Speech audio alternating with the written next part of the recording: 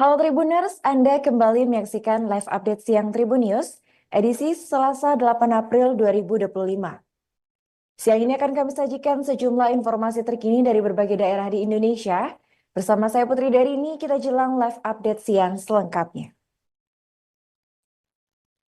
Baik, kita masuk pada berita pertama siang hari ini Tribuners.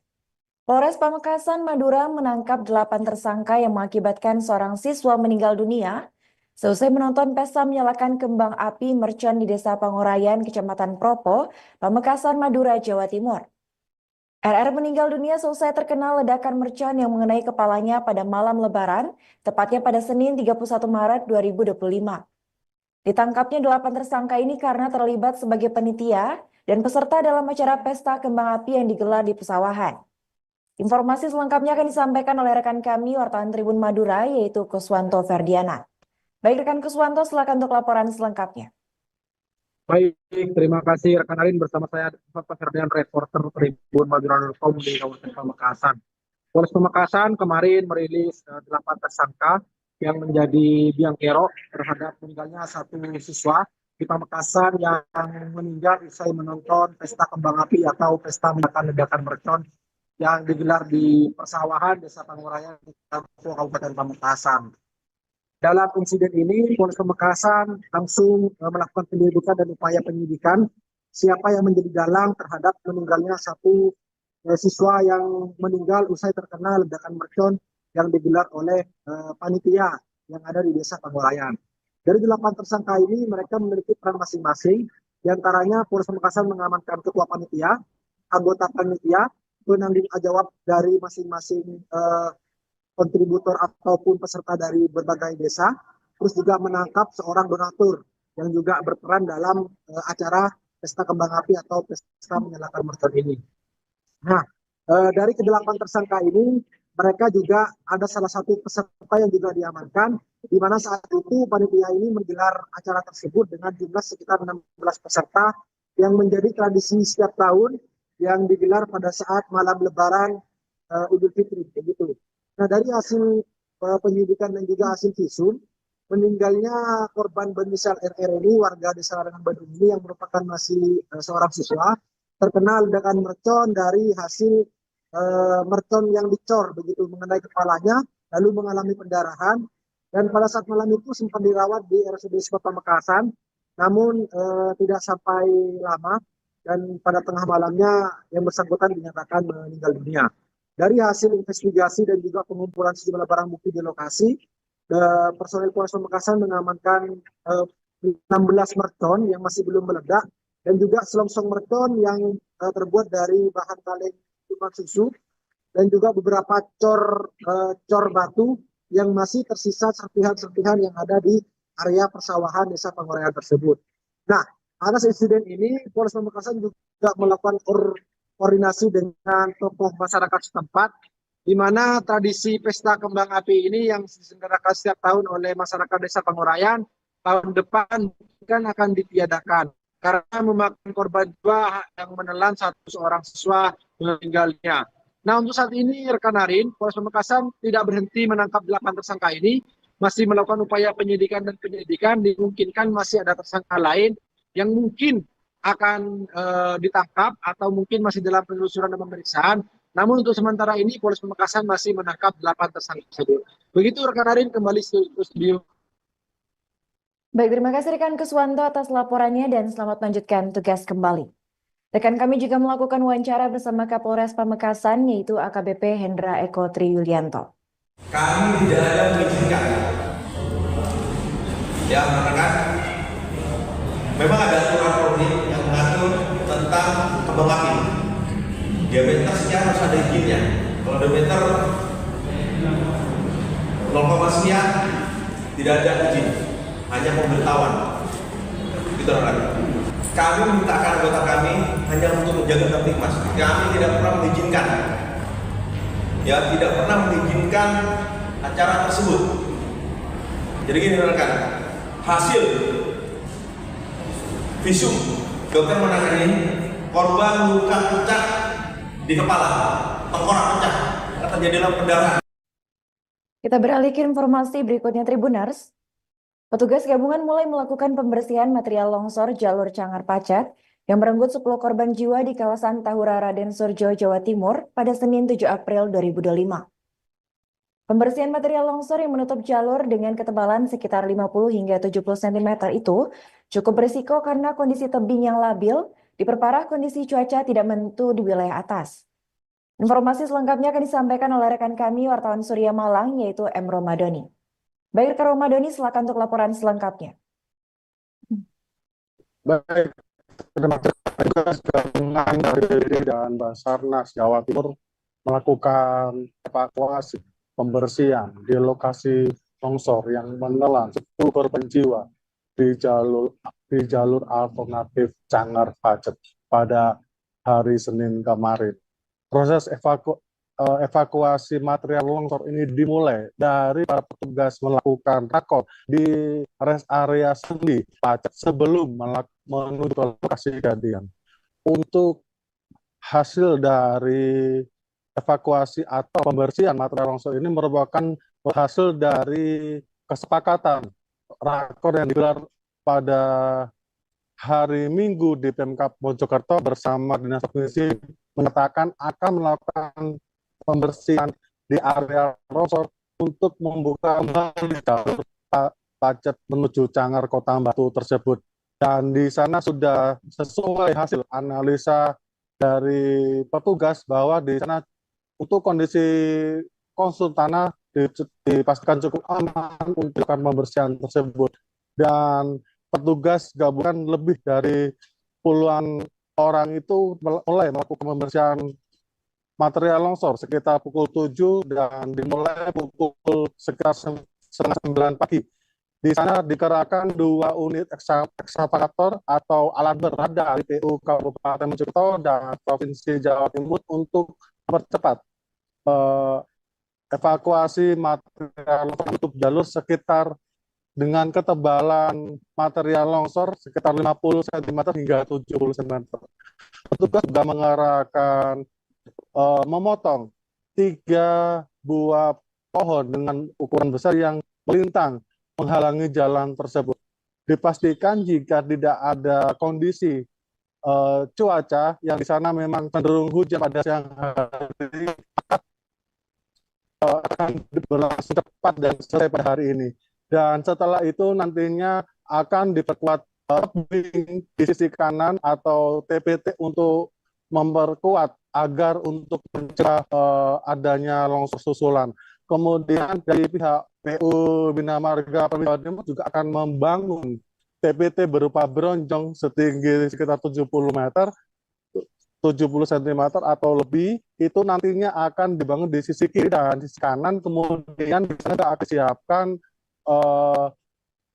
pembangunan atau pengamanan dari dinding tebing yang 50 meter tersebut. Dan saat ini petugas telah berhasil mengevakuasi material longsor yang di jalan tersebut, dan informasinya saat ini petugas masih melakukan proses evakuasi dari mobil kendaraan korban yang terjerembab atau terkubur longsor di kedalaman jurang sekitar 30 meter hingga 70 meter dari lokasi titik longsor tersebut. Dan sampai saat ini jalur Cangar Pacet masih ditutup sementara hingga batas waktu yang belum ditentukan. Demikian rekan Erin, saya Muhammad Romadoni melaporkan dari Mojokerto. Kembali ke studio. Baik, terima kasih rekan Romadoni atas laporannya dan selamat melanjutkan aktivitas kembali. Rekan kami juga melakukan wawancara bersama Kepala Dinas PUPR Kabupaten Mojokerto yaitu Rinaldi Rizal. Juga kita ada teman-teman pekarya jalan. Jadi sewaktu-waktu apabila sudah ada lampu hijau untuk evakuasi longsor di jalan, baik secara alat berat ataupun manual, kami sudah siap. Teman-teman ini jadi dari hari pertama itu udah di sini setiap hari. Alat berat udah dari sejak awal di sini, Pak? Dari sejak awal, dari hari pertama, jam kejadian kalau nggak salah jam 11 ya. 11.15, jam setengah 3 alat berat kami udah di lokasi. Cuma kan memang belum diperbolehkan karena fokus masih untuk evakuasi korban. Ya. Baru hari inilah, karena ini semua leading sector ada provinsi, baru hari inilah ada perintah untuk membuka jalan, membersihkan evakuasi longsor, sehingga alat kami udah standby. Rumah warga di Jalan I Gusti Ngurah Rai, Kelurahan Suradakan, Trenggalek, Jawa Timur, menjadi korban balon udara disertai petasan pada Senin 7 April 2025. Rumah yang diketahui milik seorang dokter tersebut rusak di bagian atap. Ledakan tersebut juga menyebabkan 2 buah mesin cuci rusak. Informasi selengkapnya akan disampaikan oleh rekan kami wartawan Tribun Mataraman, yaitu Sofyan Arif Chandra. Baik rekan Sofyan, silakan untuk laporan selengkapnya. Ya, terima kasih rekan Arin. Selamat siang Tribuners. Benar sekali, sebuah rumah di Kelurahan Serondakan, Kecamatan Kabupaten Trenggalek, tepatnya di Jalan I Gusti Ngurah Rai, menjadi korban ledakan sebuah balon udara yang disertai petasan. Diketahui rumah ini merupakan milik seorang dokter spesialis bedah RSUD Dr. Sudomo Kabupaten Trenggalek. Nah, untuk insiden sendiri pada pagi hari sekitar pukul 7 waktu Indonesia Barat, pemilik rumah yang saat itu berada di rumah mendengar suara ledakan sebanyak 2 kali, dan saat diperiksa dari arah atau sumber datangnya ledakan, ternyata atap tersebut sudah jebol yang berada di atas ruang laundry, ruang dapur, dan kamar mandi. Saat dicek ke atas, ternyata sudah ada sebuah balon udara yang tersangkut di atap yang terbuat dari asbes tersebut. Nah, saat insiden terjadi, ada seorang asisten rumah tangga yang saat itu memasak di dapur. Namun dari keterangan pemilik rumah, asisten rumah tangga tersebut tidak terkena proyektil material sehingga tidak mengalami luka-luka. Nah, dari insiden tersebut, Polres Trenggalek telah melakukan olah TKP dan saat ini telah melakukan pengejaran terhadap pelaku atau penerbang balon udara yang disertai petasan tersebut. Dan dari pantauan Tribun Jatim Network, untuk rumah sendiri sudah dilakukan perbaikan karena rumah tersebut merupakan rumah dinas yang difasilitasi oleh RSUD Dr. Sudomo Kabupaten Trenggalek. Dan saat yang bersamaan, Polsek Durenan Kabupaten Trenggalek juga melakukan rilis atas penangkapan puluhan balon udara dan petasan yang didapatkan hanya dari satu kecamatan saja. Memang di Kabupaten Trenggalek ini ada tradisi yaitu menerbangkan balon udara disertai petasan yang biasanya dilakukan pada Lebaran Ketupat. Dan agar mencegah hal tersebut terjadi,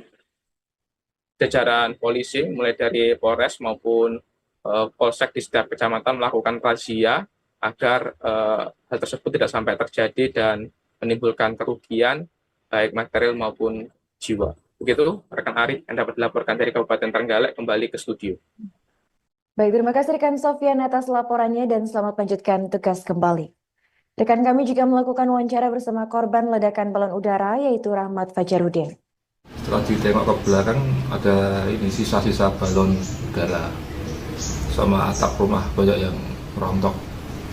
Saat kejadian ada orang dalam rumah? Ada, lengkap. Pas ada ART juga yang baru masak, pas yang dekat dengan kejadian. Kalau saya sendiri kan sama anak-anak di ruang depan. Ledakan berapa kali? 2 kali, gede. Akibat ledakan itu, Pak? Ya itu gentengnya bolong sampai mesin cuci rusak, saya dindingnya banyak yang retak itu. Waktu dicek sempat menimbulkan api atau tidak? Tadi ada sedikit tapi terus padam. Cuma asapnya memang tebal, asap tebal sama sedikit api, tapi terus apinya padam. Kalau perkiraan balonnya cukup besar atau enggak? Besar itu, mungkin semobil itu ada. Pelaku pembunuhan terhadap lansia laki-laki berinisial MS 65 tahun yang tergeletak dengan luka robek pada kepala sisi belakang di pinggir Jalan Raya Darmo Permai 2 nomor 21, Sukomanunggal, Surabaya pada Sabtu 5 April 2025 merupakan anak pertamanya sendiri berinisial AUO 22 tahun. Pelaku AUO merupakan anak sulung dari 4 bersaudara yang sebelumnya diketahui bekerja sebagai anggota pelayaran. Namun pelaku diberhentikan dari pekerjaannya itu karena terlibat kasus penyelundupan solar pada tahun lalu. Informasi selengkapnya akan disampaikan oleh rekan kami wartawan Tribun Jatim, yaitu Luhur Pambudi. Baik rekan Luhur, silakan untuk laporan selengkapnya.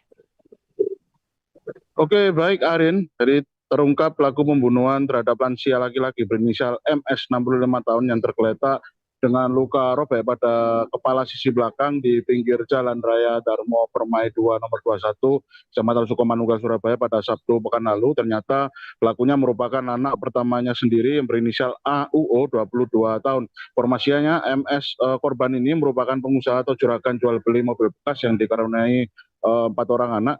Sedangkan pelakunya berinisial AUO merupakan anak sulung dari 4 bersaudara yang masuk sebelumnya diketahui bekerja sebagai petugas pelayaran sebuah kapal, namun pelaku diberhentikan atau dipecat dari pekerjaannya itu karena terlibat kasus penyelundupan pencurian solar pada tahun lalu. Menurut keponakan korban yang bernama Hartono, gelagat pelaku yang mencurigakan sudah diketahui oleh pihak keluarga sejak menerima kabar aneh dari pelaku sendiri setibanya di rumah pukul 06 waktu Indonesia bagian Barat pada hari kejadian. Mulanya pada pukul 01 dini hari, pelaku dan korban diketahui memang sedang bepergian berboncengan motor Honda Scoopy. Kemudian korban MS ini rencananya hendak mengambil kembali mobil Fortuner miliknya yang digadekan diam-diam oleh sang anak atau pelaku sejak beberapa bulan yang lalu. Kemudian pelaku sempat menjanjikan bahwa pihak si penyedia gadai bakal mengembalikan mobil itu saat bertemu di sebuah area parkir minimarket kawasan Kecamatan Kerembangan Kota Surabaya.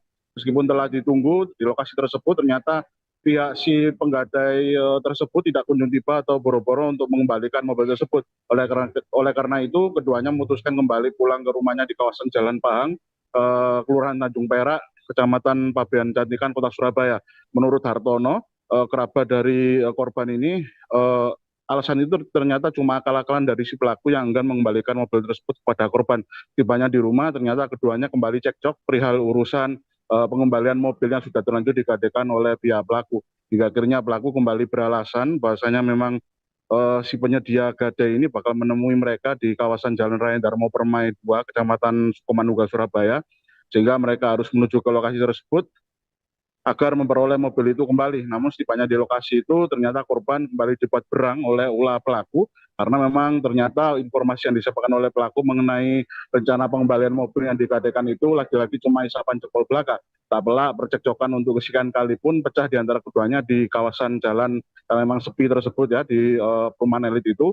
Menurut Hartono, saksi atau kerabat korban itu di kawasan jalan tersebut, si pelaku akhirnya mengeksekusi korban. Kemudian korban yang duduk di bangku boncengan motor langsung dibuat terkapar dan terjembrap jatuh di pinggir jalan setelah dipukul dengan siku tangan kiri pelaku. Mungkin karena terlanjur kalap dan berkalang rasa emosi, pelaku kembali melukai kepala korban menggunakan benda tumpul yang terdapat di dekat lokasi seperti benda batu ataupun kayu. Setelah melakukan atau mengeksekusi korbannya, pelaku lantas kembali pulang ke rumahnya mengendarai motor Honda Scoopy dan sampai di rumah di kawasan Kecamatan Kerembangan itu atau Kecamatan Pabean Cantikan itu sekitar pukul 06 dan si pelaku kembali ke rumah dengan membawa tas korban. Dan setibanya di rumah ternyata pelaku menceritakan narasi kronologi rekaannya sendiri yang menyebutkan bahwasanya sang ayahanda tewas usai terlibat kecelakaan parah di lokasi tersebut. Dan selama menceritakan kejadian itu, Hartono, saksi dari keponakan korban, menggambarkan bahasanya pelaku berlagak berkalang tangis hingga menjerit-jerit. Namun anehnya rintihan tangis yang diekspresikan oleh pelaku itu sama sekali tidak menunjukkan adanya air mata dari yang muncul atau yang menetes dari kedua mata pelaku. Lantaran merasa adanya kejanggalan, pihak keluarga seisi rumah yang tak lantas percaya dengan cerita tersebut akhirnya memutuskan mendatangi lokasi kejadian untuk melihat kondisi korban. Dan jenazah yang tergeletak di pinggir jalan itu yang memang lokasinya sepi ya. Jadi ternyata ditemukan oleh warga sekitar yang sedang olahraga jogging. Kemudian penemuan jenazah itu dilaporkan pada pihak kepolisian setempat dan jenazah akhirnya dievakuasi oleh anggota Polsek Sukomanunggal Polrestabes Surabaya ke kamar mayat RS Bayangkara Surabaya. Dan setelah melihat berbagai macam kejanggalan pada luka korban, pihak saksi keponakan korban ini memutuskan atau menyebutkan bahasanya pihak keluarga akhirnya menyetujui untuk dilakukan autopsi terhadap jenazah korban. Kemudian muncul pertanyaan bagaimana dengan pelaku yang saat itu turut berada di kamar mayat melihat jenazah korban. Saksi Hartono kemarin mengungkapkan bahasanya memang pelaku tetap saja mempertahankan alibi bahwa tewasnya sang ayahanda karena kecelakaan. Bahkan kemarin pelaku masih berlagak atau acting menangis meratapi kepergian dari sang ayahanda yang begitu mendadak di halaman teras kompartemen kamar mayat RS Bayangkara. Namun berkat kejelian dari pihak kepolisian membaca banyaknya kejanggalan dengan dari rangkaian pernyataan yang disampaikan pelaku, kemudian gerak-gerik dari pelaku, kemudian serta logika alibi yang dibangun oleh pelaku ketika ditanyai para kerabatnya, akhirnya pelaku langsung dibawa oleh anggota kepolisian untuk dimintai keterangan lebih lanjut dalam rangka penyelidikan. Mungkin karena alibi dan kedoknya mulai dibongkar polisi, kemarin Hartono atau saksi mengungkapkan bahwasanya memang pelaku ternyata sempat berusaha untuk kabur dari lokasi kamar mayat RS Bayangkara, namun aksi nekatnya tersebut berhasil digagalkan oleh pihak kepolisian yang memang langsung membawa atau meringkus pelaku untuk dibawa atau dimasukkan ke dalam salah satu mobil milik petugas. Menurut Hartono atau saksi dari kerabat korban itu sendiri, pelaku diduga kuat memang sudah merencanakan aksi tersebut sejak lama. Apalagi selama ini pelaku kerap terlibat percekcokan dengan korban. Ya masalahnya tetap sama, yakni perihal kasus penggadaian mobil Fortuner milik korban yang memang dilakukan oleh pelaku secara diam-diam. Bahkan cerita dari saksi itu sendiri, 2 bulan yang lalu pelaku pernah mengajak ayahandanya itu ke Jakarta, yang memang kondisi ayahnya adalah ngebet untuk meminta mobil Fortuner tersebut dikembalikan, dan ternyata pelaku malah meninggalkan ayahandanya itu di Jakarta begitu saja, hingga akhirnya sang ayahanda terpaksa pulang sendirian ke rumah. Kemudian sebelumnya memang penemuan mayat itu pertama kali didapati oleh saksi Ketua RT sempat yang berinisial BG 65 tahun yang sedang berolahraga jogging di kawasan jalan tersebut, lalu melaporkan kepada pihak kepolisian yang dalam hal ini adalah pihak anggota Polsek Sukomanunggal Polrestabes Surabaya. Dan akhirnya pihak tersangka kabarnya memang sudah dilakukan penangkapan dan dilakukan penahanan, dan hal tersebut sudah terkonfirmasi oleh pihak Kasat Reskrim Polrestabes Surabaya, Jun Komisaris Besar Polisi Aris Purwanto. Demikian reportase kami, Arin, kembali ke studio. Baik, terima kasih rekan Luhur atas laporannya dan selamat lanjutkan aktivitas kembali. Rekan kami juga melakukan wawancara bersama keponakan korban yaitu Hartono. Ya nggak tahu, mungkin cekcok lah. Intinya apa itu? Motor yang digadainya itu nggak datang gitu. Jadi abahnya itu marah gitu. Oh, berarti sama-sama dari rumah atau? Iya, dari rumah itu terus dia ke sana. Ke daerah Darmo? Iya, Darmo. Oh. Mungkin abahnya marah, mungkin dia jangkel anaknya. Sikut ini mungkin jatuh. Oh gitu. Jatuh karena ada tiang. Disikut naik motor itu ya? Iya. Mungkin kepalanya pusing, pusing masih apa? Masih hidup. Tambah lagi mungkin. Oh gitu. Gak pakai pisau, mungkin batu mungkin kayu. Kita beralih ke informasi berikutnya, Tribuners. Hutan ini peruntukan untuk penelitian milik Universitas Mula Warman di Kota Samarinda, Kalimantan Timur diratakan oleh aktivitas penambang batubara sejak Jumat 4 April 2025 lalu. Upaya pengerukan emas hitam dari perut bumi Etam ini dilakukan saat sebagian besar sivitas akademika sedang menjalankan mudik lebaran. Dari informasi dihimpun, aktivitas penambangan diketahui terjadi pada tanggal 4 hingga 5 April. Informasi selengkapnya akan disampaikan oleh rekan kami, wartawan Tribun Kaltim, yaitu M. Fairosani. Baik, rekan Fairosani, silakan untuk laporan selengkapnya. Ya, baik rekan Arin, Tribuners, selamat siang dimanapun berada. Melaporkan dari Kota Samarinda, ibu kota Provinsi Kalimantan Timur. Ya, baik. Terkait informasi dari Kota Samarinda, tepatnya di Kelurahan Lempake, Kecamatan Kota Samarinda, ini adanya lahan yang diperuntukkan terkait pendidikan dan penelitian untuk perguruan tinggi di Kaltim yang dimiliki oleh Universitas Mula Warman, yang dalam hal ini memang sudah diizinkan dikelola oleh Kementerian Lingkungan Hidup dan Kehutanan, diserobot oleh penambang yang juga memiliki badan usaha atau perusahaan. Memang dari lokasi yang tampak pada maps yang juga diinformasikan kepada kami untuk dihimpun sebagai reportase laporan resmi Tribun Kaltim sendiri beberapa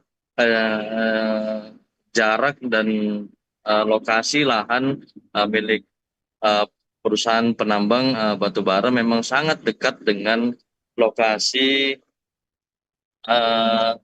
hutan yang diperuntukkan untuk konservasi dan diklat tersebut.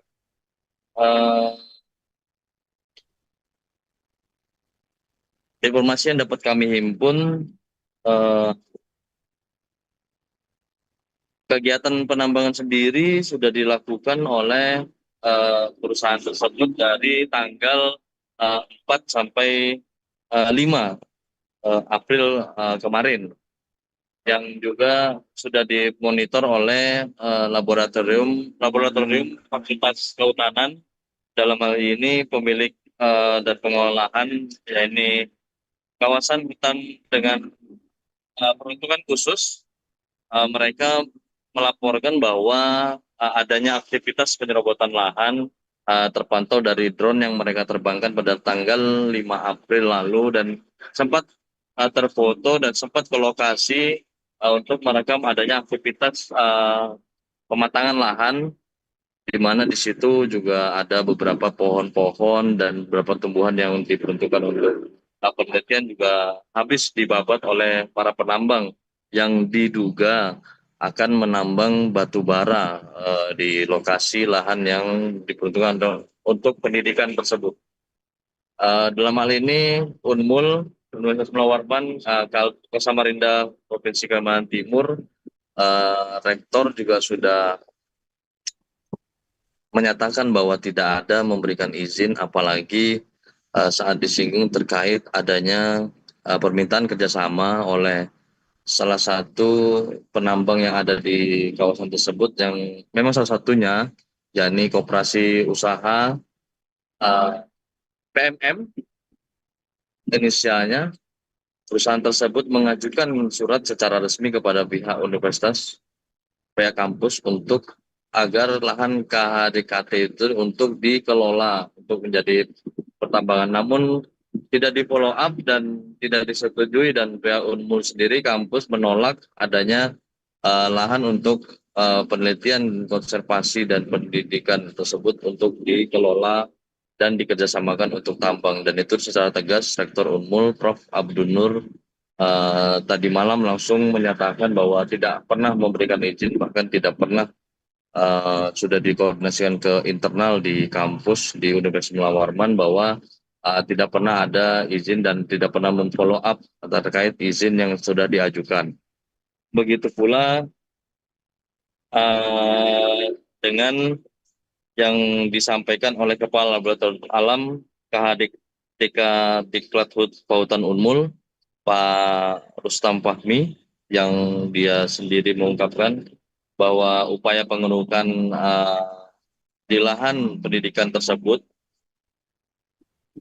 sebagian besar juga sivitas akademika yang biasanya berpatroli, biasanya mengawasi secara 24 jam penuh, sedang masa mudik lebaran. Jadi penambang tersebut memang dalam tanda kutip ya curi-curi untuk melakukan aktivitasnya untuk melakukan pematangan lahan. Dari yang dihimpun oleh pengelola, penambang itu di lokasi meratakan dengan 5 unit alat berat jenis ekskavator, yang kemudian luas lahan yang dirambah dan dicaplok mencapai 3,26 hektar dalam 2 hari. Pak Rustam sendiri menyatakan bahwa memang kala itu memang masif dan alat berat yang digunakan juga banyak, yang akhirnya sampai 3,26 hektar tersebut bisa rata dan dimatangkan lahannya. Dibantu juga dengan mahasiswa Lautan Unmul yang kebetulan juga tidak mudik lebaran, dan beberapa awak media yang juga hadir di sana melihat langsung sendiri dan menemukan adanya aktivitas pada Jumat 4 April awalnya berlangsung lewat pengecekan informasi terkait adanya aktivitas yang akan mengeruk batubara di lokasi lahan pendidikan tersebut. Video-video, bukti, terus alat berat yang sedang bekerja juga sempat direkam oleh pihak laboratorium Pautan Unmul yang kemudian diserahkan kepada Balai Penegakan Hukum Kementerian Lingkungan Hidup dan Kehutanan KLHK Kalimantan yang untuk menjadi informasi dan bukti awal. Gakum juga sudah kami konfirmasi, dan kami mengkonfirmasi David Muhammad, Kepala Balai KLHK Kalimantan, menyatakan bahwa informasi adanya surat dari pihak laboratorium Unmul sudah masuk setahun yang lalu, cuman memang ada beberapa prioritas yang ditangani sebelum menangani KH DTK di lahan pendidikan Unmul. Mereka menangani di Kutai Barat yang ada juga hutan lindung yang ditambang secara ilegal, yang kemudian barulah bergeser ke lahan pendidikan Unmul yang kemudian kemarin pada Senin 7 April lalu menurunkan tim dari KLHK bersama Polda, bersama instansi terkait, jadi Dinas SDM dan Dinas Lingkungan Hidup Provinsi Kalimantan Timur juga sudah turun langsung ke lapangan untuk mengecek apa dan bagaimana dampak dari aktivitas yang dilakukan oleh penambang di sekitar lahan pendidikan. Kemudian David Muhammad, Kepala Balai, Pak David juga menyatakan bahwa laporan dari anggota tentunya dilakukan pengumpulan full bucket, penyelidikan, dan beberapa pihak-pihak terkait penambangan di lahan pendidikan juga sudah dilakukan pemeriksaan di tempat. Karena bukan tangkap tangan, beliau mengatakan bahwa sementara ini penyelidikan dan para pihak terkait yang bersurat untuk kerjasama juga didatangi dan dimintai keterangannya sebagai saksi. Lalu Kepala Balai juga meminta kepada para pihak untuk sabar dalam menunggu penyelidikan yang sekarang sedang berlangsung. Begitu pula dengan kepolisian di Polresta Kota Samarinda yang juga langsung di backup oleh Polda Kaltim, di Reskrim Khusus juga dikabarkan juga turun ke lapangan kemarin, juga dinyatakan bahwa beberapa aktivitas yang diduga akan dilakukan coal getting, keluarnya batu bara dari perut bumi tersebut juga masih didalami dan dilakukan pendalaman kepada para saksi-saksi yang bekerja, termasuk para buruh yang bekerja, operator alat berat dan pengawas di lapangan, semua sedang dimintai keterangan. Dan sementara ini desakan-desakan dari DPRD, BMKM Unmul, para alumni dari Pautan meminta agar siapa dalang di balik ini dan diduga beberapa ada apa dan baiknya juga diminta agar segera diungkap dan tidak menjadikan lahan pendidikan lahan yang diperuntukkan untuk penelitian dan ke depan ada untuk konservasi dan untuk kegiatan-kegiatan yang menunjang para mahasiswa di Provinsi Kalimantan Timur segera dilakukan penghentian dan dilakukan penjagaan agar tidak ada lagi lahan-lahan yang diperuntukkan yang sangat penting seperti dalam pendidikan ini tidak dijarah oleh para penambang baik resmi maupun yang ilegal. Begitu harapan mereka. Terima kasih rekan Arin, kembali ke studio. Baik, terima kasih rekan Fairuzani atas laporannya dan selamat lanjutkan aktivitas kembali.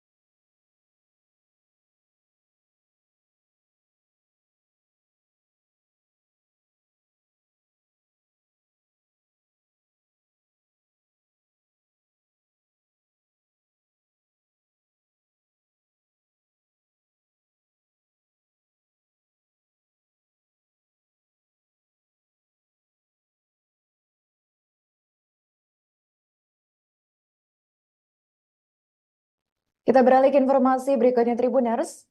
Jumlah penumpang pesawat di Bandara Haluoleo, Kendari, Sulawesi Tenggara, mencapai 19.964 orang selama periode arus balik Lebaran 2025. Adapun jumlah tersebut terhitung sejak tanggal 1 hingga 6 April 2025 atau H+1 hingga H+6 Idul Fitri 2025 Masehi atau 1446 Hijriah. Sebanyak 19.964 penumpang pesawat tersebut terdiri atas 9.422 penumpang datang dan 10.542 penumpang berangkat. Informasi selengkapnya akan disampaikan oleh rekan kami wartawan Tribun News Ultra yaitu Apriliana Suryanti. Baik rekan April, silakan untuk laporan selengkapnya. Ya, baik rekan Arin dan juga Tribuners, betul sekali penumpang pesawat di Bandara Haluoleo Kendari, Sulawesi Tenggara mencapai 19.964 orang selama periode arus balik, yakni sejak tanggal 1 sampai dengan 6 April 2025 atau H+1 sampai dengan H+6 Lebaran Idul Fitri 2025. 19.964 penumpang pesawat tersebut terdiri atas 9.422 penumpang datang dan 10.542 penumpang berangkat. Kepala Bandara Haluoleo Kendari, Bagja Gumilar mengatakan bahwa terdapat pergeseran prediksi puncak arus balik Lebaran. Sebelumnya, diprediksi puncak arus Lebaran terjadi pada Sabtu dan Minggu, yakni tanggal 5 dan juga tanggal 6 April 2025. Menurut data lalu lintas Bandara Haluoleo Kendari, jumlah penumpang pesawat pada Minggu 6 April 2025 mencapai 4.210 jiwa dengan total 28 pergerakan pesawat. Hal itu menunjukkan adanya beberapa faktor yang menyebabkan puncak arus balik terseparate ataupun terbagi-bagi, tidak menumpuk di hari terakhir cuti bersama. Salah satunya diperkirakan karena adanya peraturan pemerintah yang memperbolehkan flexible working arrangement ataupun WFH bagi ASN hingga 8 April 2025. Selain itu, ASN yang mengambil cuti individu juga menjadi salah satu faktor yang mempengaruhi jumlah pergerakan penumpang. Sehingga, untuk mengantisipasi penumpukan penumpang akibat jadwal yang padat ini, pihak Bandara Haluoleo Kendari mengatur slot penerbangan. Bagja menyebutkan pada pagi hari kemarin, tepatnya di hari Senin, terdapat sekira 5 pesawat yang mengalami delay yang disebabkan oleh faktor cuaca hingga pukul 9 waktu Indonesia bagian tengah. Meski begitu, dengan koordinasi bersama Bandara Haluoleo dan juga maskapai serta seluruh stakeholder, delay tersebut sudah bisa teratasi di siang hari, Tribuners. Kemudian berdasarkan informasi dari maskapai, tiket pesawat telah terpesan habis ataupun full book sampai dengan tanggal 8 April 2025. Sehingga Bagja memperkirakan arus balik Lebaran Idul Fitri 1446 Hijriah masih akan terus meningkat pada kemarin hari Senin, yakni di H+7